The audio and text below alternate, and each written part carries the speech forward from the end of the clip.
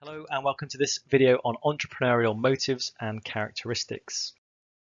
So before we get into it, a quick quiz question for you. Can you name the four faces on this slide? And secondly, what do they have in common? You might want to pause the video, have a go, and then when you're ready, let's move on. Well, these are our names.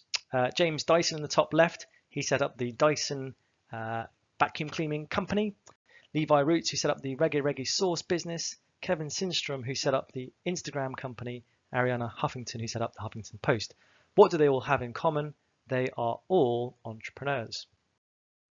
So by the end of this video, we should be able to define the term entrepreneur, describe the financial and non-financial motivations for becoming an entrepreneur, describe the characteristics and skills of successful entrepreneurs, and look at the difference between entrepreneurs and intrapreneurs. So, as Richard is thinking here, what is an entrepreneur? Let's again start with our definition. A definition of an entrepreneur is a person who spots a business opportunity and shows an initiative and a willingness to take risk by setting up a business in order to benefit from the potential reward.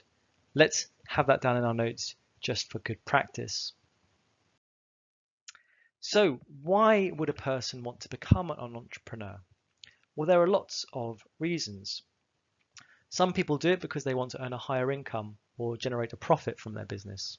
Some people do it because they want to be independent and they don't want to have a boss, or they want to have a challenge.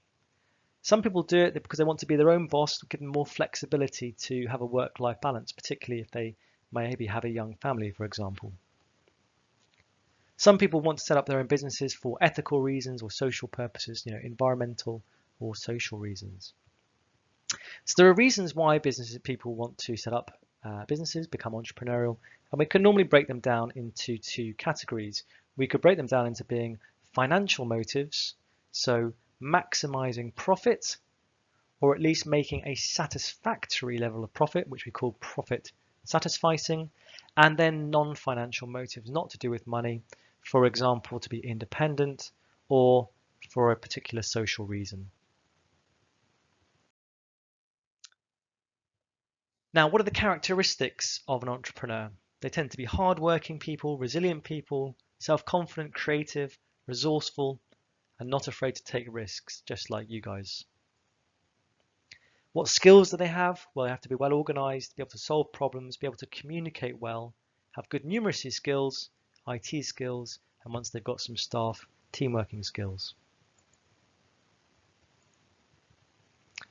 And they'll often look for similar skills in their own employees. And this is the case when they want to create a culture of what's known as intrapreneurship. And that's when an employee, not the owner of a business, acts in the same way as an entrepreneur. So they have quite a lot of freedom to do their own tasks. And here's a more detailed definition for us to have a look at. A famous example of intrapreneurship, so using an entrepreneurial spirit within a business, is Google, who allow some of their staff to do personal projects. And some of their best projects have come out of their 20% of time being spent on personal tasks policy. And one of those was Gmail. Another example was a Sony employee who spent hours tinkering with his Nintendo to make it more powerful and user-friendly. And as a result of that work, he helped develop the Sony PlayStation. So in this video, we've looked at what an entrepreneur is. We've looked at the financial and non-financial motivations. We've looked at the characteristics and skills of successful entrepreneurs, and we've also touched on intrapreneurship.